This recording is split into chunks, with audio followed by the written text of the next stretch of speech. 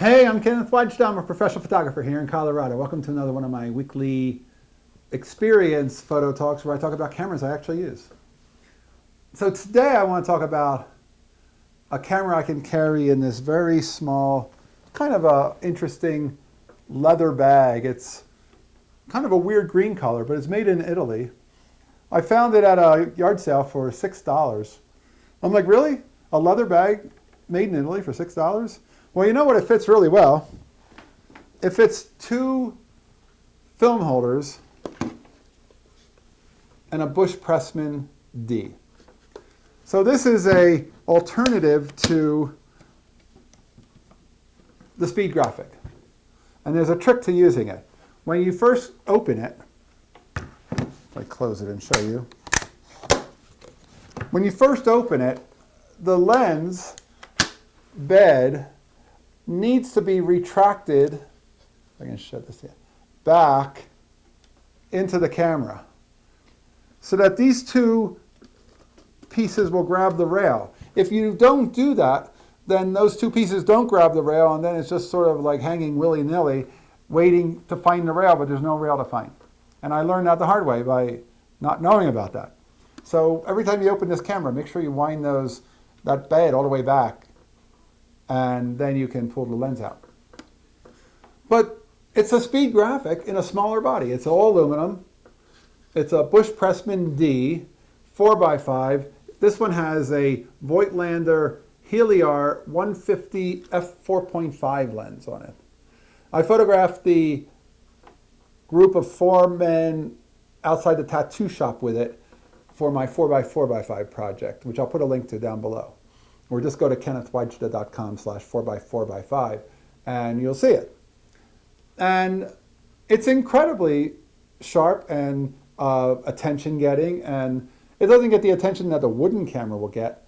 But if you're looking for an alternative to a speed graphic, they made these with a rotating back, whereas the speed graphic didn't. It had 2 tripod holes. You had to move the whole camera to turn and make a vertical. This has a rotating back. And the beauty of 4x5 is, a friend of mine explained to me, if you have one of these finders, whatever lens you have, whenever you are in focus, this viewfinder will always show you the finder, because this, combined with the distance of the lens away from the back of the film plane, that dictates what the frame would be. So I know that that's my frame. That's a very simple way to work on the quick. You can also use this for a lens shade, put a piece of black cardboard over that, use it for a lens shade. And then there is an actual viewfinder. So you can also use that, but you should extend it to make it so that it's in the proper position for use. And then there's a rangefinder, which is also handy for getting focus without having to use the ground glass. But it has a ground glass, which you can see into the back with this little hood that it comes with. I like this camera.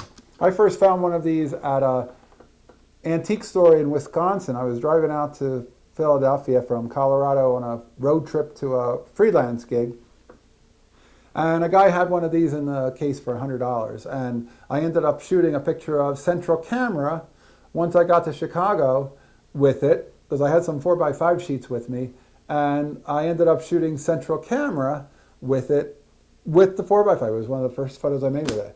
And it's a simple camera. It's not super lightweight, but it's not crazy heavy. And it's probably comparable to a speed graphic, but definitely a different body, being that it's thin and aluminum instead of leatherette covered wood.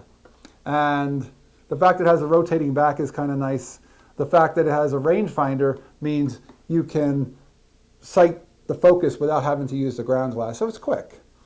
This is the kind of camera you use at f8 or f11 outside, and you focus approximately, and you'll be good. You let some depth of field carry you. This is what the press photographers use with a flash and f8. F8 and B there, it was the motto. Put a flash on it, you've got it in focus. Put it at f8 or f11, focus it with the rangefinder. As long as you're close, you're going to be fine. And hold the camera still and make your shot. So ideally a 500th of a second, a 250th of a second, something fast enough to freeze the action. And does this have a 500? Oh, this lens only has a 200th of a second.